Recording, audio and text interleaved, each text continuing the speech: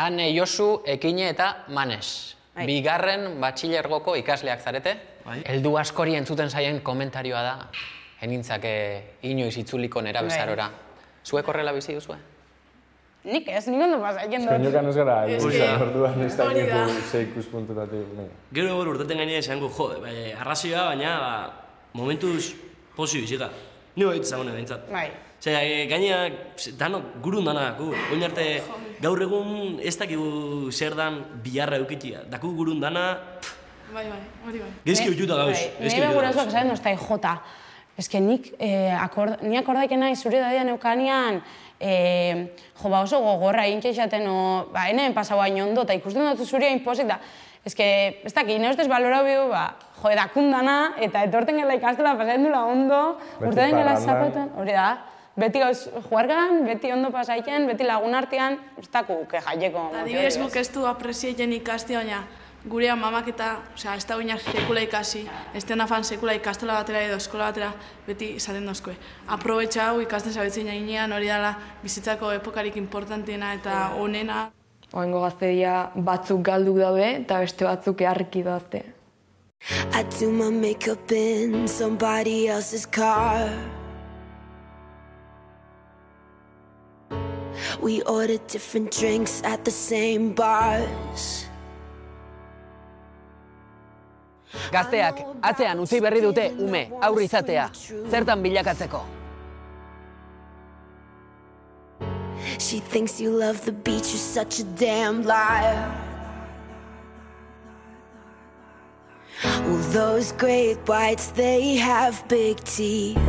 Oh, they bite you, that you said that you would always be in love. But you're not in love. No more. Did it frighten you? Haurtzaroa gaindituta, agur esan behar hainbat babes eta konfort guneri. But I hear sounds in my mind. Brand new sounds in my mind.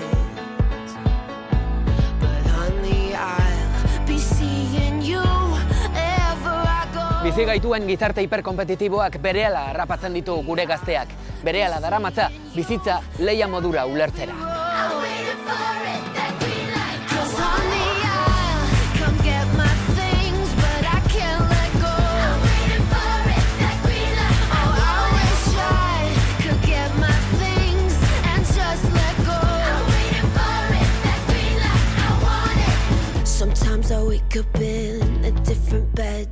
Nera bezaroa iritsi zenean, esango zenuke komunikazioa zu eta zure gurasoen artean eten egin zela?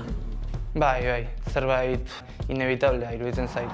Those rumors, they have big teeth. Oh, they bite you. Thought you said that you would always be in love. But you're not in love. No more. Did it frighten you? De repente amakin diskutitzezu egunero, bronkekin hastezea eta nire bai horrekite zion, zein naiz, zei da pasatzen. Baina, erantzunik denun aurkitzen. Eta hor geratzen dan gara guraso guztio, destronauta lez. Eta asko bizi dabe hori tragedia txiki bat moduan, baina bizitzaren parte derrigorrezkoa da.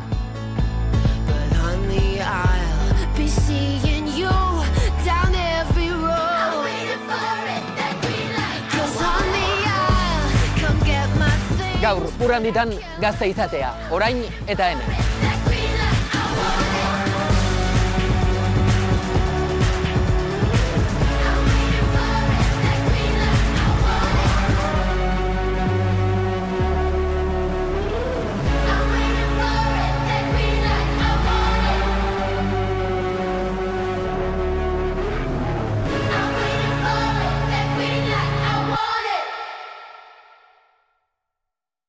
Arriskuak, plazerrak bezain ondo ezagutzen dituzte?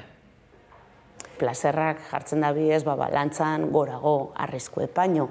Zure kanabis kontsumoa egun nolakoa da? Kontrolpean daukazu? Bai, ausartuko nintzake esaten kontrolpean daukadala. Zuko hain juerga baten jutezea, eta 13 urtekin ikuste dituzu umeak, goizeko 4 juergan bere tragok hartzen. Nera bezaruen beste ezaugarrietako bat, inpultsibitatiez gain da orain alditasuna, ez da? Nera lehenbiziko aldia preserbatiboa jarri nuna, 15 esan zen. Izan zen trio batien, niretzako pelikula porno bat izan zen. Eta bebai, invulnerabilidadia edo euren ahultasuna ez ikustea. Pentsatzen da eurek dana gazalda biela. Eureri ez tatzoiela ezer txarrik pasako.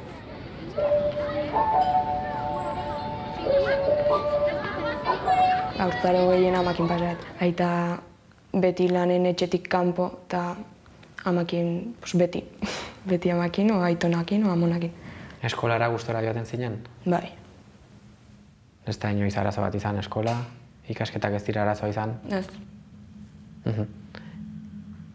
Haurtzaroa nola gogoratzen duzu? Haurtzaro oparo bat gogoratzen dut. Nik ez zait ezer falta izan, hezkuntza oso neuki gurasoen aldetik, ikastolagan aldetik ere baita.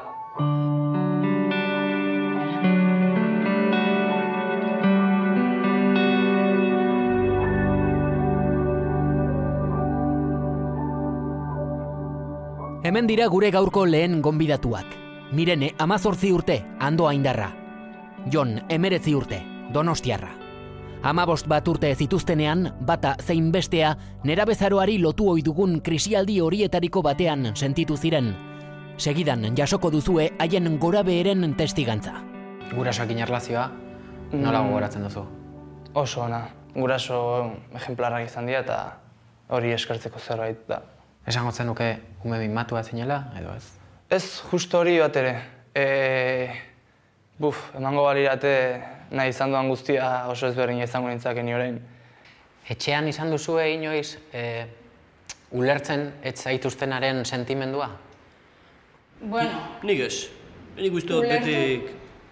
Azkenean eure orte pasaudia eure bakez izan zu biziken zabitzena eta... Nahi beti lagundu guztei aldo duen danean. Eta entendu guztei. Beti onerako iken dutze, baina igual zuk momentu hortan ez duzu hartzen gurasoak esaten dutzuena zuri ona iteko dabitzen maura. Igual momentuan retxazoa maura emuten dutzu, baina gero hori da esaten duzu, ostras, igual arrazoiukan. Eta nik uste baina hori importantia dela retxatzai euran laguntzia, zatik zuk ikasi bezu, zuk ikin duzun faioetatik. Hori hola, beste batek esan da, nahiz eta gurasoak asko jakin, nahiz eta irakasleak asko jakin esaten dutzuena, nik uste dut konporroa den bidela.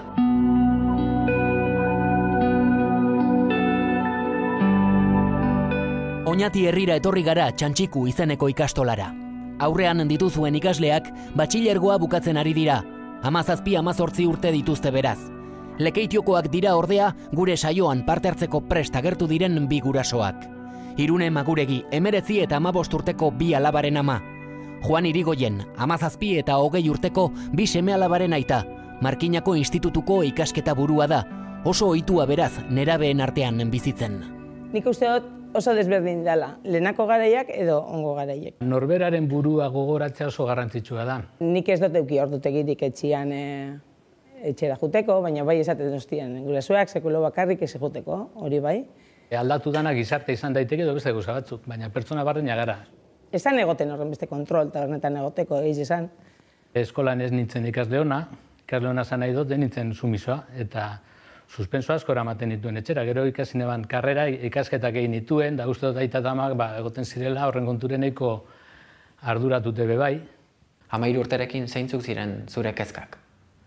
Kanpoko jendengatik onartua izatea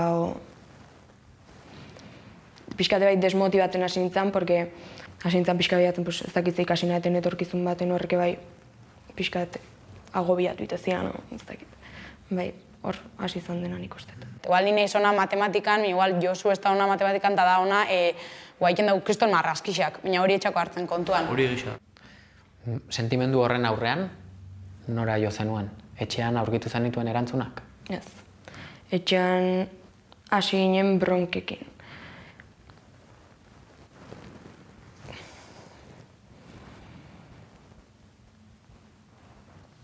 Gurasokin beti oiketa relazioa eta azkenen diskutitzen aste horrek nahi baiten zion, miren ez daizea, zure gurasokin beti emantzea super ondo, beti oikizu erlazio bat oso ona, beti ama, eta guain.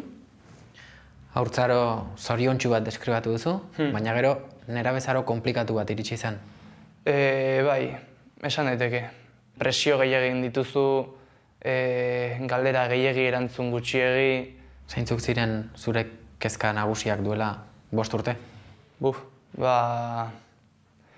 Ziurrenik integratua egotea lagun talde batean, nik erakargarria ikusten nuen lagun talde batean. Pelikuletan saltzen diguten guai tipoa bezala, ez? Esango zenuke komunikazioa zu eta zure gurasoen artean eten egin zela? Bai, zerbait, segun zeitxetan inevitablea iruditzen zait. Umedan bitartean erregea diraita eta ama. Garrantzi hori pasatzen danean familiatik lagun artera, hortxe gertatzen da nera bezaroa, hori da momentua. Zerekin diskutitzen zenuten? Hasi nintzen adibidez, notetan bajutzen eta horrek etxean asko iten zuen. Pasotismo punto batekin. Nik ulertzet, ama bat etzaio gustatzen berala bai pasotismo horrekin ikustea. Eta hor geratzen dan gara guraso guztio destronauta lez. Eta asko bizi dabe hori tragedia txiki baten moduan, baina bizitzaren parte derrigorrezkoa da. Ze definizio emango zenioke zure bizitzari garai ilun haietan? Konfusioa, nasmena. Bapatean mutu bihurtzen dira, sarritan. Lehen dana zan berba eta berba, kontuak esan gora eta kontuak esan berak. Eta ulertua sentitzen zinen? Ez. Deskubritzen dabe, aita eta ama ahultasuna daukezela, aitak eta amak gauza batzuk ez dakizezela, eta euren bildurra daukezela, utz egiten dabela. Altzenian esan Garrote gustatzen nola jantzizean, eta nila suin da. Etxean kritikak kanpoan baino askoz ere gutxiago onartzen zenituen? Bai. Eta mito hori nik uste jauz egiten jakela, eta bapatan agintzen hasten direnak lagunak dira. Eta orduan, eurek segurutik egingo da berba askoz gehiago adizkideekin, baina gurasokin gitxiago. Nik etxean bronka handekan, eta esaten lagunin gana noa, eta bani joa kontatzea. Eta kontatzen zauden momentu hortan bertan zuria sumina sartzen azte zaizu. Esaten bira, ailatzen ez lagunen gana, porro bat botatze du, par batzuk botatzen ditugu eta hemen denak kontentu. Baina, gero etxe ailatze zinean, problema hortzeon, zu kristun itxuak zinean, eta ez zaun ezer soluzionatu. Zertako balio indi honek. Konfliktoa sortzen dire bapatean, eta ez dakizu nondik agertu dan, zek biztu daben zu hori. Eta erantzuna sarritan oso bortitza izeten da. Nork ez ditu bronkak izan etxean, ez? Baina zuek momentu batean erabaki zenuten laguntza eskatzea, laguntza profesionala. Bai. Zergatik? Azkenen de bai, nik usteet, hainbeste bronken arten, egunero bronkak eukitze horren arten, ez dakit bizioa, baina bizioi bezala hartzezu. Egunero dinamika baten sartzea egunero diskutitzeana, eta gero hortik zeinek atatzeizu. Bildurrak agertzen dira. Ze, karo, ume diren bitartean, etxean dago babestuta dukazuz. Baina lagunak agintzen hasten direnean, zer gertatzen da? Bildurrak, alkola, tabakoa, drogak, eta molako bildur universal horiek agertzen dira. Esate baterako, beste gauza asko bai, bulina, eta kipa, molako, bai. Mozkortu zinen lehenengo aldia gogoratzen duzu? Bai, Nafarroan izan zen, herriko festetan. Eta, etxean, ondorioak izan zituen, edo ez? Bai, okiz ditun, bai. Han betitea hor pobre demi gurasoki bai geltzeak eti beldur horrekin dugu, urrengon juergateatzen entzeingo berdina. Zure kanabis kontsumoa egun nolakoa da? Kontrolpean daukazu? Bai, hausartuko nintzake esaten kontrolpean daukadala, baina ere baita hausartuko nintzake oraindik dauzkadala gauza asko betzeko. Larun bat baten juten nintzen, eta esaten, guazen gaur atxaten, porro bat botatzea. Eta esatez du, ikasi markot, porque azterketa dazkat. Eta, karo, erreta, ikasi. Gauza bila, ez di joazen du, konzentrazioare ez da iguala. Askotan ikusten duanean egun bat, kanabisa ez duela erreko, pixkat askotan desmotibatua sentitzen naiz, ez dakit. Eta gero bai, ikusi nun jendean hola izan egunero erretzen, klasa sartu baino lehen jolas garaietan, nik ez dutela nahi, osa. Eta hori askotan gazte asko ikusiko dute zerbait irreala bezala, baina orain esango nioke benetan pentsatu ondo eta ikusi.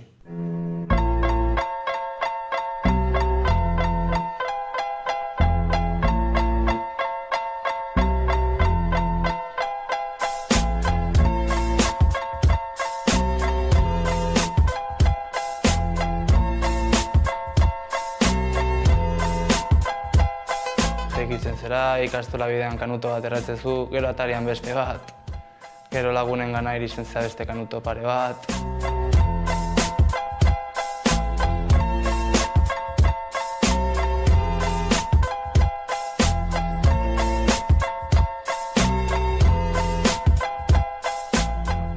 Galduta zeunden garai haietan, kanabisak laguntzen zizun? Ez lagundu bat ere. Kanabisak askotan, kanabisera rekuritzen duen gazteak rekuritzen du bere realitatea ebaditzeko.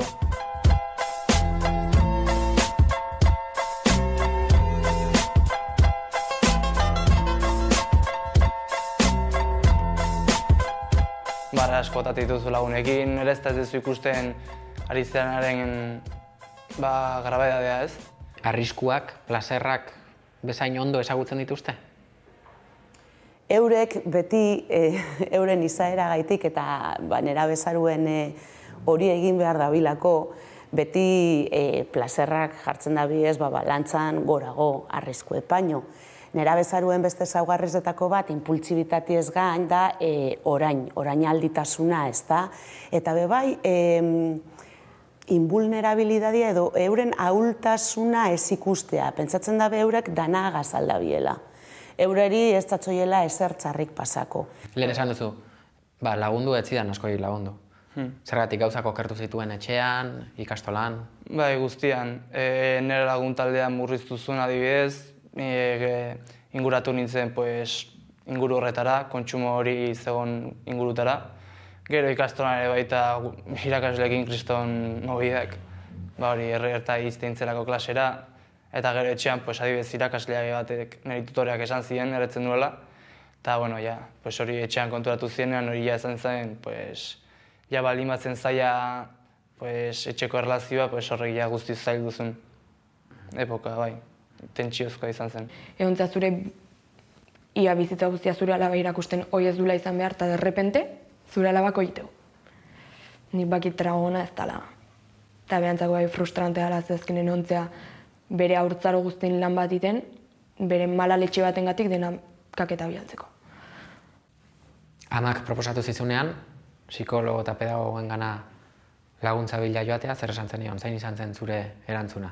Hasierako reakzioa bastante txarra izan zen. Eta ni aldatu nintzen nuen, eta esan, zen mierda da, nik ondea ez dut etorri nahi, nik etxen honet, nik ez dut laguntzai behar, dena hola zen. Eta azken aldatu nintzen, ikusi nuen hemengo jendea eta lain txarra, lagundu iteizue, entzun iteizue, bira naho nazkatu da, eta norbaitek entzutea zu nazkatua zaudela. Horrek asko laguntzeu.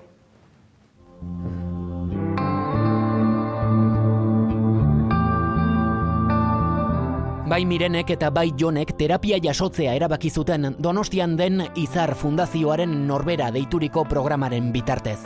Norberak arrisku egoeran diren nerabeekin eta baita haien familiekin ere egiten du lan.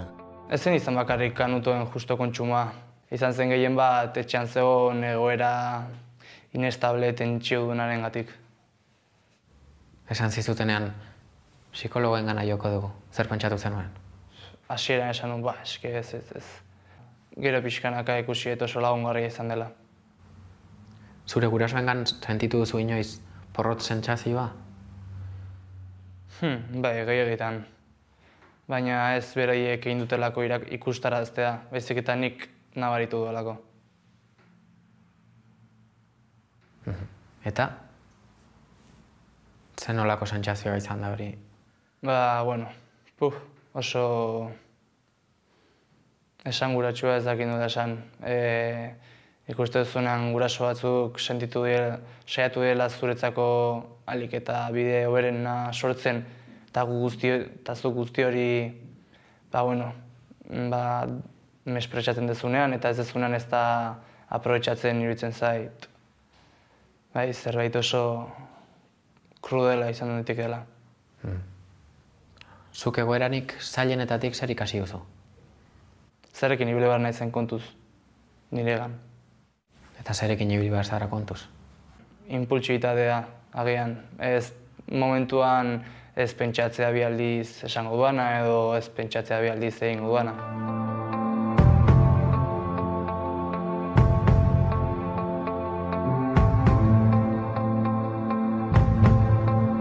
Ze droga ikusten duzue?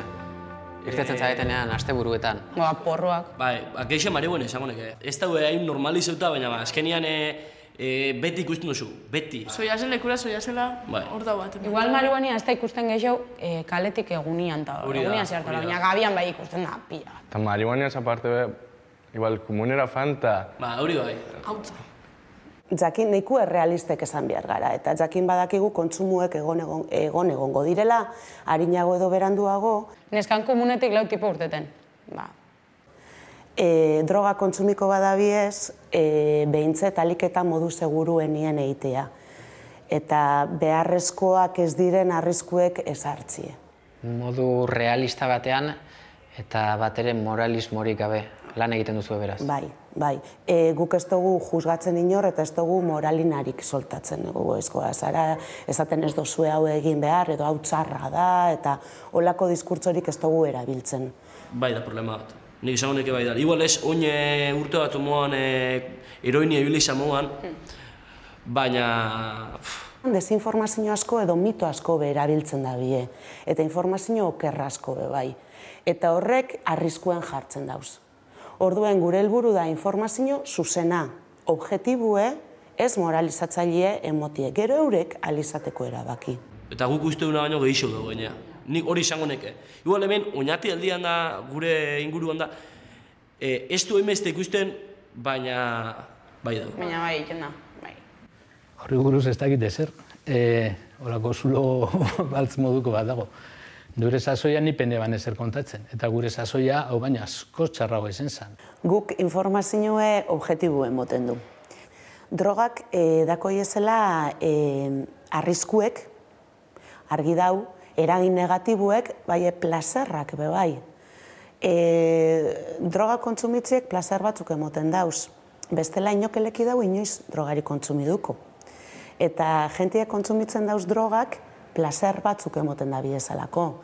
Edo eragin positibo batzuk daukiezalako epe laburrien. Posik sentiten nahi, edo barreitzen dut, edo lotxarik ez dut sentiten, desinibiten hau, eta dondo pasaten dut. Orduan, danatzarra ezin da izan, eta errozoie dako, geupe bai kontsumiten duz, eta kontsumiten duz, zozelako onure bat jasoten dugulako. Orduan guk argita garbi egiten dugu horreri guztizeri buruz berba. Zergatik uste duzue jende horrek drogak probatzen dituela, eta zuek gauzak hain argi dituzuela? Nik uste dut, izan lekela problema bat, igual txikitatik, txien euki duzun arazoan bat, o bizimodu etatula ondo fan. Baina nik uste dut... Ez da hori bez, nik ikusten du jendia, igual esaten duzuna meari, bizitza hon badako, familia bat... Ne ustez gehiago da lagunak eta hola, eta kotzun ingurua. Nik esango neke gure ingurua zanua, hori da, zeinekin ibiltzen. Gure inguruan ez da bolako, ez da gehit, esango neke bastante zanua garela hola esatearen. Baina badau, jentia, hori zuk esan duzunez, ikustezunat esango zela, azkenik tipo hau o tipa hauen esango. Bueno, ez dakit neure zemalabak konsumidu da benalaz, eta ez duzte ardure. Ez duzte ardure asko. Nik arazoa detetatzen ez doan bitartean, ikusten ez doan bitartean, esperimentatu danok egin dugu, eta hori egiten dabe. Norberak ze esaten daben, bardin da, egin egingo dabe. Beraz, hortik hori be pasatu beharreko fase bata. Eta zer dagoen horren inguruan, ez dakit, nik normalean ja, zarranaz, eta gutenaz etxera, ordu 12 txan egotenaz. Mundu hori niretzat oso urrungeratu da. Eta ondo zagutu negan sasoi baten, Drogak eta alkohola kontsumitzerako orduan, lehen aldia, ze adinetan etortzen dela uste duzue? 13-14. Bai, alkohola... Alkohola 13-14. Ja, drogak hori jaztakit. Abi ja nik ezin jatzen. Ze adinekin hasten dira gure gazteak edaten eta kontsumitzen? Bueno, estadistiken arabera eta 13 urtegaz eta lehengoko kontsumuek emoten hasten dira. Gazte hau bebai batzutan, baina, bueno, normalien 13-14 urtegaz eta alkoholan kontsumuek eta lehengoko tanteuek. Esaten da, komunikabideetan betein adine jaisten ari dela, eta ez da holan, adine ez da jaitzi. gehixau azten dira neskak, esango neben. Lehen hau, pila neskak, mutiko tontutxuak izaten gara, eta neskak espabiloak izaten dira. Eta hor baldin badau baten bat, o pare bat akoinak aizpa handixoako anaia handixoak edo anaia arreba handixoak. Horreik lehenengoak. Eta bebai oin sare sozialakin behi ikusten dozu, danak etalaten dabe argazisa joergan dauzenean. Eta zuzatzen ba, ni zeba ez. Normala da, modu baten esateko normala da hori esperimentazioen nahi izati, ez da? Horrek ez dago esan nahi guk profesional moduen banalizatu edo normaltzat hartu behar dugunik 12 urteko pertsonek edo 13 urteko pertsonek alkohola edaten egotea. Baina, konturetu behar gara, nera bezaroagaz batera lotuta doazen ezaugarrizek dizela. Beti torten dira hor ikastola urtero drogomen peketasunakoak, eta beti zain duzko iguala, baina bai, gero baten gazapatuan da, moskortu.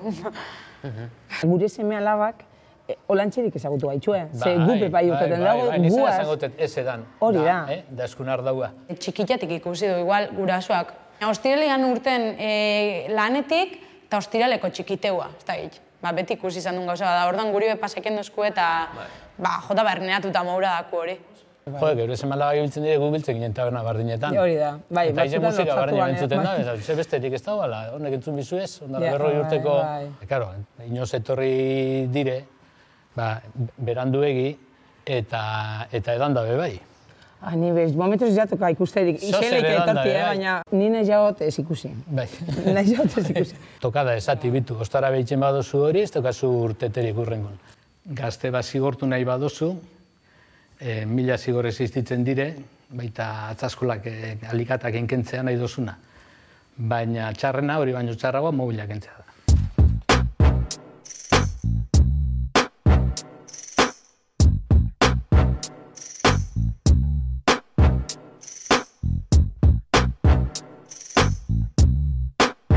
Eta nik ikusi dodaz, benetako kasketaldiak, baina itzelak, mobil bat kentzeagatik.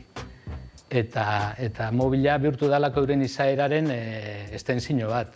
Ez dia diskonektetan, etorten dietxera, mobila dauke beti albun, bazkaltzeko sasoien ez dut izten maizen, hori ez. Zuk gazte bat telefonak entzen badotzezu, eriotz soziala dator.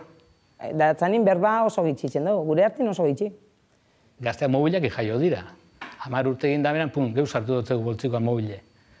Eta asmatu dugu, txikiak, bai, galtzen bada deitzeko, eta gure buruan gainatzen dugu, baina guk sartu dutzeko boltzikoan mobil hori. Eta gero kexatu egiten gara, dependentzia handia daukalako, horre inkoherentzia asko egoten dire.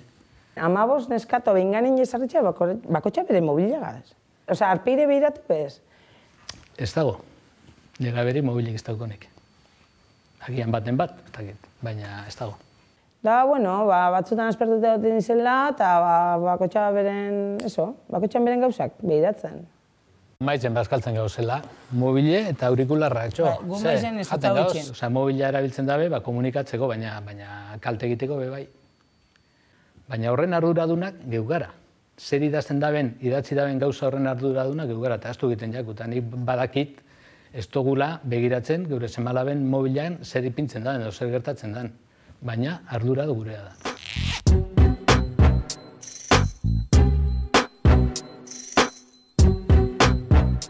Eraien duzu Instagrama, azten zarte igual paso da ordu berti. Eta ni pentsa honen borraikia. Bentzut mobileti desinstalaikia. Ondela 3 aste. Nien eska pasa. Nik ikusten dutena da igual jendiak ataraten dago argazkixak, ja bakarrik Instagramera egoteko. A ber, zemate mutu noztein, a ber, lehen gorgazkizia baino gixo mutu noztein, da... Eta zeinek. Hor da morrua, zeinek emuten dauen. Zeinek. Zer esan nahi duelako? Igual, ez dakit. Igual, neskan artian, a ber, ze mutiko, kero, a ber, ze... Ez dakit, zarra guatek, kero, beti hor morrua. Bai, te ikusten zuta, honek emundo ez da. Hori egisa. Hori bai komentein nahi malu kuadrian, eta ez dakit zeinek laika mundo ez da, no sé qué. Eta igual gure arteko harremanetan lehenengo pausua WhatsAppetik hilen duzu. Osea, ezauketako jentean lehenengo pausua beti WhatsAppetik edo sare sozial batetik hilen duzu. Zergatik uste guzua? Muten da gutxi barri, esakeran. Samurro modan da. Ez da frakasoa di, bueno, ez da frakasua horre... Aurrez aurre, da lotza gutxi du, bueno, esan duzu, ino tinbiarrekoa, eta venga, ez da gura, ez da gura, ez da. Igual, WhatsAppetik gien dauna berba, eta gero igual kaletik pasaken dala, eta bestia la saluda egin.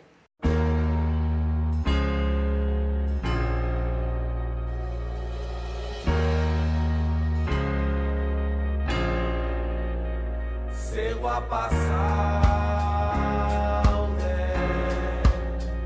zego a posaude. Zer da narratxa hemen da zer da elegantea, zenek esan behar dizu guain itxusia zehala, zenek marraztu digu kuadrantea, zein da erotuta, zein da kabala, ilusio bat da errealitatea, eta gizonen bizio bat dena jaraua jartzea, norbean zakorma bat da normalitatea, baina nik ez dut izan nahi normala, eta zuk ez dare, etzea lako hartalde ontako zifra bat, etzea sartzen trajen. Iniziazio garaia sexuan oinatin, jakin aldaiteke zein adinetan dabilen. Gutxi gora bera, 15 urtetatik hori 19 urtera erola, oin. Nire ustez, gehixen bat gure inguruan taula. Hontan ere lehen aldia? Neskak lehenak mutikoa baino. Bai, hori bai. Beti. Normalian. Hori nik uste dela neskak beti zarrauakin dakulako joeria eta mutiak gaztioakin. Eta zuk ikusten zure dadeko mutikoa eta zatezu, ai ez nik nahi zot zarrauak. Beti. Bai, egisa, a ber, nik uste dut preferentzian mutikoak ben neska zarrauetan dakotzuela. Baina gauzia da, ezin jozibela lortu.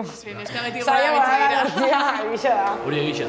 Zontasun eredunek izan un action man, zure matasun modelo Barbie bat zan. Pornoak ze paper jolasten du zuen adinean? Ni uste dut gure adinean baina pitman lehenago. Lehenago, igual, entzuten zan gehiago. Ni bai uste dutela da, ikusten dula pornua eredu moura. Kopixeteko moura. Eta azkenean hori gizur bada. Keston gizurra da. Pelikula bada. Hori da. Ezu, printzesetan ez tozu zinizkedan moura horretan ez tozu ziniztu behar. Hori egisa. Ez da realidade bat. Eredu bezala eukiditen figura patriarkala, pornografia izan da gure ziketa sexuala, hetero arau honen aizkorakaren espala, hau ez da gizarte naturala, eta ez du izan nahi. Sexuaren inguruan, ze informazio botatzen zuen faltan? Nik uste dut informazioa falta ondixea gola, transexualedia eta... Bai, LGTBI komunidadean, ne ustez bai horretan. Ez dago generoi genitaletan, egitura mentala da bersartze zaigun gaztan.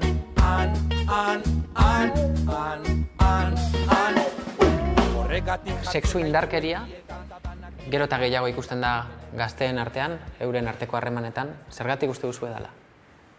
Lehen aipatu nahi igual. Pornotik jasoten mugu gure ziketa, eta emakumea esbalma dau egoera honean, industria hortan. Lehen komentatu dena sare sozialak eta hor kalte asko inaueila, ze dakotzu oso samur kontroleteko zure parejiak zaiten dauen. Bai, hori da. Igot nahi guela argazki, holako gana, igot nahi argazki bat, eta zita bigoizu argazki hori eta... O zein jari muntxatzu laika, o zein ja tipoa, o segidu dutzuna, o zein ja holakoak. Edo behak inzozinean da, egizatu WhatsApp bat beste mutiko batena, eta zein ja hori, osea, esplikazioak eskaketatu eta ez. Osea, ez da hola. Hori zuek ikusten zuen? Bai, kontrola bai, nik bai. Gazteak eta indarkeria, azken hilabetetako titularretan oso lotuta ikusi ditugu. Bai, hor, Bilboko horreik eta... Zer uste duzu ari dela gertatzen? Holako kasuak albiste izateko? Nik uste kasu puntual badala eta ez dakulasetan larritu bez horren inguruan, ez? Y esto nos supone retroceder muchos años del camino ya andado. El barrio de Charcoaga hemos sufrido lo que hemos sufrido en los años 80, pero que poco a poco, con las dinámicas que estamos llevando, el barrio está cogiendo forma muy buena. Yo a día de hoy no conozco a nadie que haya venido al barrio y se haya llevado una sensación de uff, qué barrio más chungo, o que... Hori Bilboko bai da kasu puntualoa, baina nik esango neke ez hainbesteaino, baina bai gaztian da nagusion arteko portaerak aldaketan dabitzela. Lehen, ne haiek esaten dut, nik haiek egitzaten hola berroa egiten.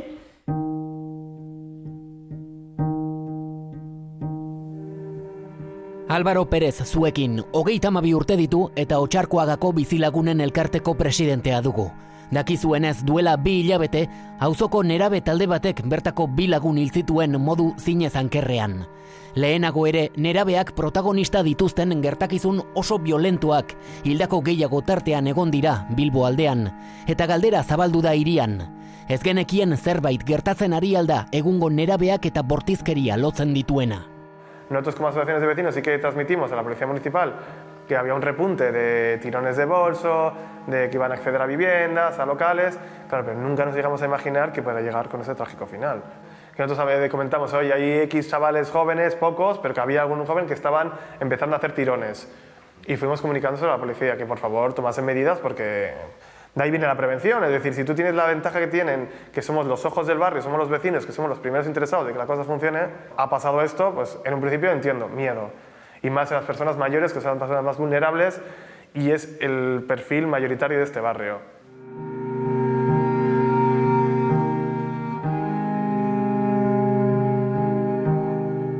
Yo creo que al final las autoridades, también ellos se han sentido abrumados porque tampoco creo que es agradable gestionar una cosa como esta. Y si te das una vuelta por el barrio, ahora hay mucha policía, mucha presencia policial. Creo que es importante que haya policía, lo que hemos demandado siempre, policía cercana, que pase por el barrio, claro, pero no hasta el punto de que se van a chocar entre ellos, es decir, que es que no hay hueco para todos.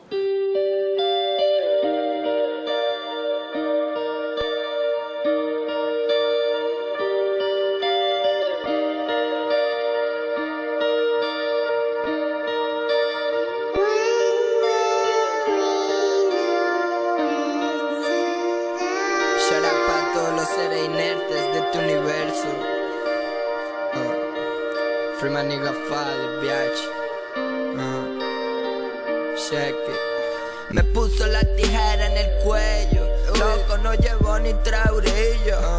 No este, tú te cojo un chete, Dios me está mirando como si tengo la peste. Bilbo aldetik Bidasoa aldera. Gaurko saioan gazteen arteko harremanak eta aisialdia dira gehien bat jomugan hartu ditugun gaiak. Bestelako gai potoloago batzuk demagun gazteen ideologia kontuak adibidez, beste saio baterako utzita. Harremanak eta aisialdia festa giroa barne ikusi dugu nolakoak diren nerabezaroa utzi berritan. Goazen orain ordea haratago. Ondoren ezagutuko ditugun gazte hauek helduagoak baitira, eta badira urte batzuk adin nagusitasunera ailegatu zirenetik. Nola ematen dute aisialdia, denbora librea, libertimentua barne. 24 urteko gazte bat naiz, Irunen jaiota, baino toki askotan ibilita. Martxel dut izena, 22 urte ditut, eta Irunen bizi naiz. Donostian lan egiten dut, sukaldaritzan. Lanian gogor, astian zehar. Eta gero asteburutan, errastuna jartzen dudan momentuan, ja txipa aldatu iten dut eta asteburu hasten da, eta asteburua ikusten dut. Cosas que han pasado, que ya no hay marcha atrás. Es por eso que estoy haciendo trap, fumando en el parque con las 9 detrás. Que voy a hablar detrás y vivir con la mamá, llorando por dentro, fregando plato en el hood. No hay amigos, solo hay trazo. Otra lágrima en mi mamá y por la mamá que lo mato. Culero y capo comiendo del mismo plato. Ostiraletan afaldu, bino laumatetan ere egoten da jaleo pixkat hemen. Jo, larun batetan edo larun batero? Txoro. Larun batero ez dakit. Beti dago eskusaren bat hemen elkartzeko. Fijatzen bazera, gaueko 3, gaueko 4 iristen dire konturatu gabe, eta inor jetxi nahi ez marinara. Eta denak hemen moskorkerian ibiltzen gara, pero... Zeskentzen du gaua, oain dela 20, 30 urte, zenan berdina. Aisialdi bat, mozkor bat, eta zieso, sexua. Ordu bat eritako horrela ja jetxi barko ginen. Bestela, egoten gara hemen 3 arte eta... Nik ez duzte, 2 urte zaran zer gertatu zen, hon ginen hemen, zer? Bostak arte, eta gaizki.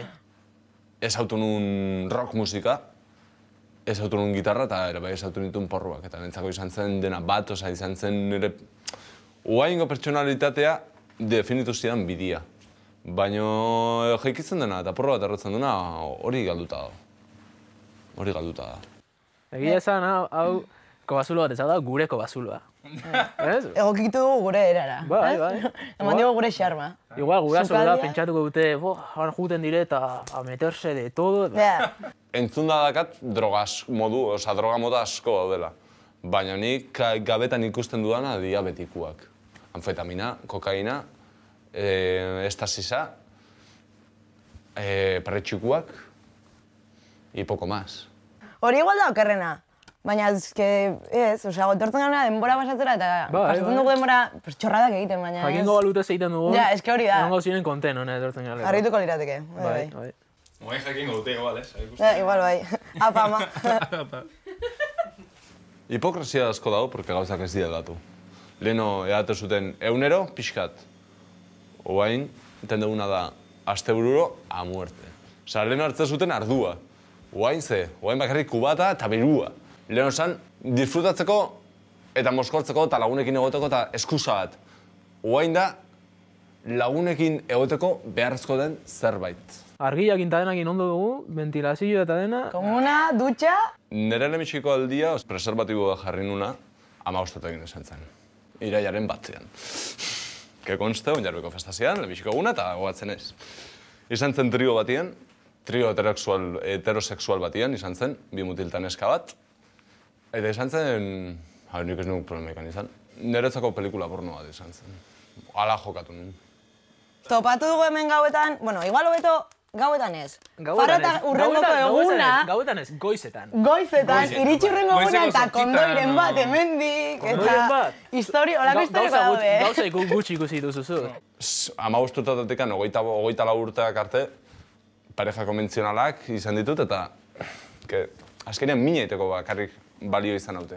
Gauz asko pasatu ditut, gauz asko, kobardia asko, metedura de pata asko, nire burua ez onartzeko modu asko tikan pasatu naiz.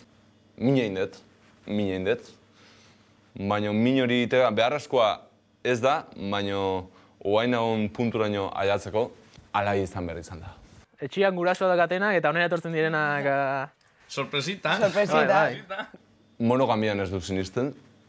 Nere bisexualtasuna bizi nahi dut, esperimentatu nahi dut. Baude gauz asko guandikan ez dutela esperimentatu. Mutil batetaz maite mindu nahi dut. Mutil batekin maitasun nahi dut. Etortzen zera gau pasetik eta bero, irekitu zati eta, ara, barkatu, bagoaz, agur. Lehenbiziko pertsona hartu eta adore izan dutena kontatzeko izan danean, aiai. 35 urte azkala. Eta lehenbiziko gauza esan ziala, izan zen, nera nahi azea, honek ez du zer aldatzen.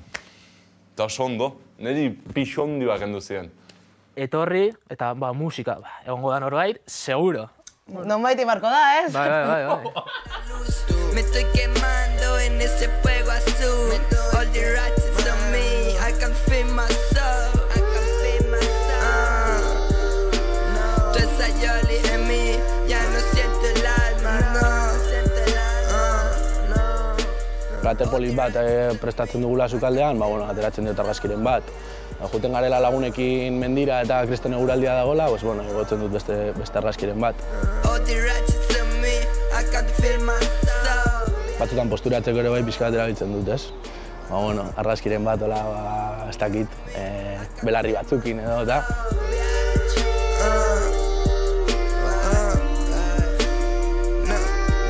Imaginatu asteburu batean neska bat ezagutzen duzula, eta WhatsAppez bitartez idatzi beharrean, bilatzen duzu argazkiren bat, bere perfilean sartu eta bidaltzen diozu mezuren bat, eta kontaktua jartzen zera. Edo bestela argazkiren bat atetzen duzu, bidaltzen diozu, eta aber zer erantzuten dizun berak beraren erantzuna itxoin, ez? 6 trillion ratchets on my dick, ratchets, hacen que no pueda sentir el alma.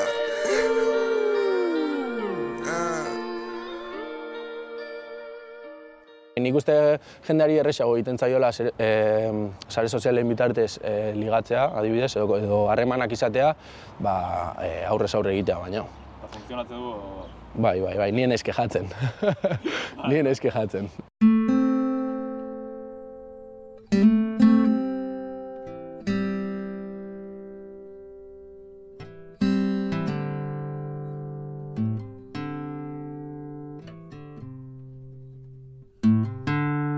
Itzul gaitezen Mirene eta Jonen bila. Gogoratu 18-19 urte dituztela, 15ekin krisian sentitu eta ondoren terapia jaso zutela.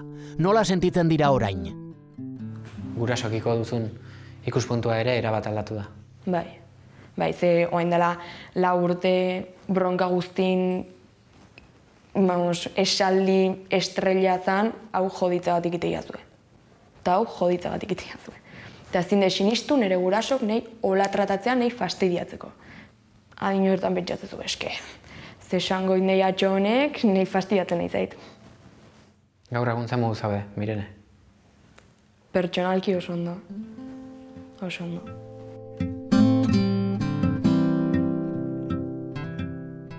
Etxean gurasoekin? Etxean gurasoekin erlazioa ez da oso ona. Esan barra da. Ohitura hoi hartu deu, beti diskutitzen egoteana, eta beti diskutitzen. Eta eo zer gauzangatik, eski eo zer gauzangatik.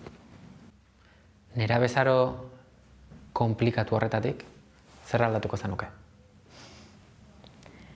Hain impulsiba ez izatea. Gurasoen gandik ez zenuen ezer aldatuko? Bai, gauza batzuk bai. Hain beste kontrolez izatea ala batengan, eskenik ulertzeiet, hain beste kontrol izan nahia baino pixkat askatasun gehiago ematea. Zait, konfiantza gehiago ukitzea zure alabangan. Zuk nire amak nahi oso ondo ezit txikitatik. Konfiantza gehiago ukizuk ondo eziazula. Eta hain ondo eziazunez ni pertsona on bat izango naizela. Oztak egiten naizela edo zer moduta galduko.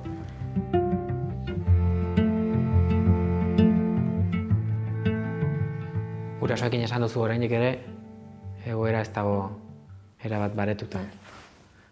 Eta horregatik, erabaki duzu orain 18 urte dituzula etxetik alde egitea? Bai. Denek erabaki dugu, ez da nire rebote bat izan, baina bai.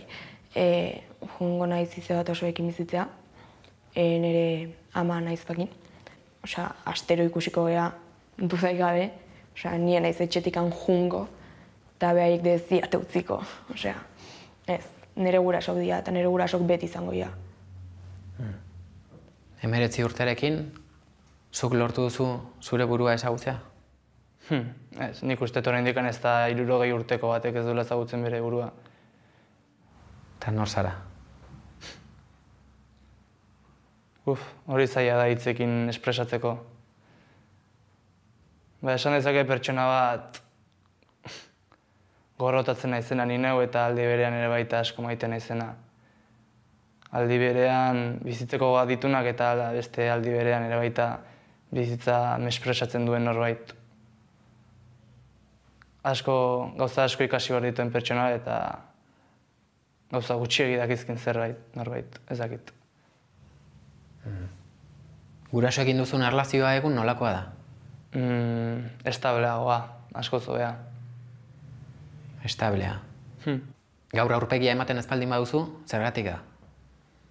Bai, nire egunerokotasunean dauzkadalako pertsonalitate batzuk nun ez ditudan azaltzen nire kanabis kontsumoa.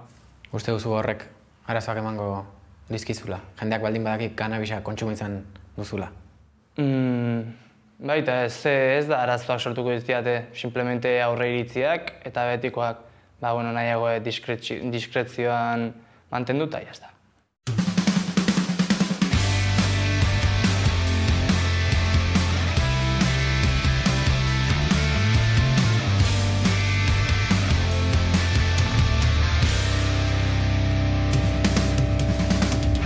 Antzeko gauzen atzetik deno gaua Zute historiko bat larri aldi irtera Etxera eramango gaituen norbait Galdera askorik egin gabean dela Artzazu nire poesia Bigarren eskuko amets Aitortu buruarekin txortan Euskal Herriko gazteria nola ikusten duzu? dakit, ni bi talde ez dela ikuste ditut, ezta? Dena earki joana, notak earki, etxan earki, dena earki, eta gero etxen arazo dituztenak, ez dakit. Oengo gazteria batzuk galduk daude eta beste batzuk earki dazte. Segun. Nola ikusten duzu euskal gazteria? Oso kutsatua. Bai, matxismoaz, arrazakeriaz, bai, kanones de belleza ere baita. Oso nabarigarria dira, ez dakit.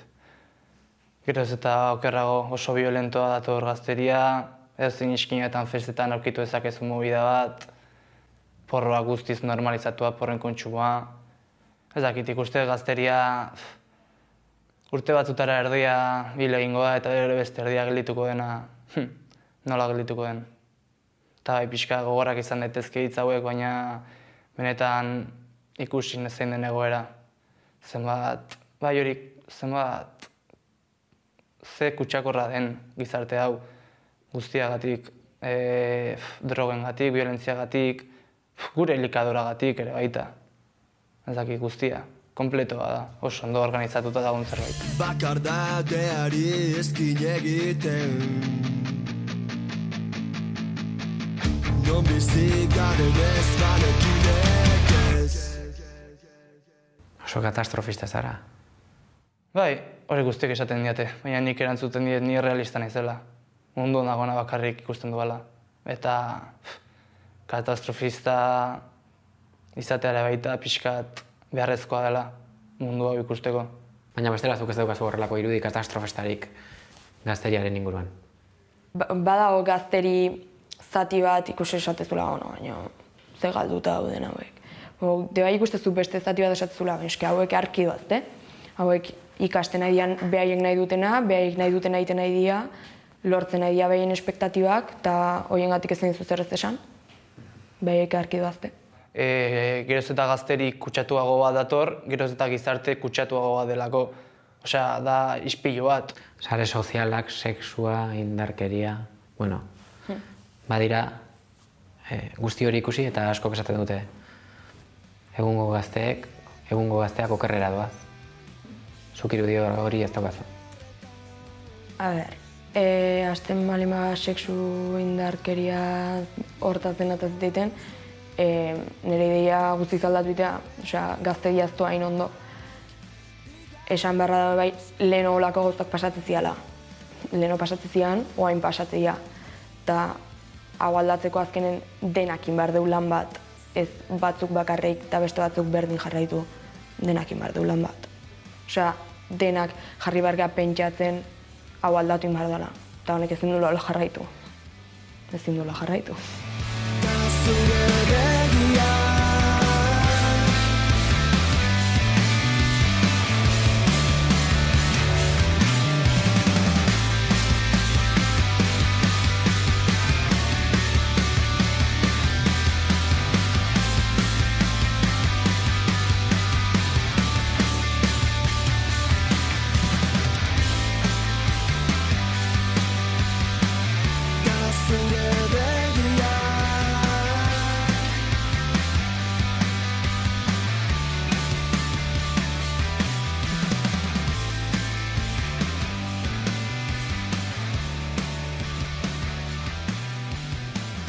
Zuk ez daizu galduta ikusten, dena primeran azaldu duzu.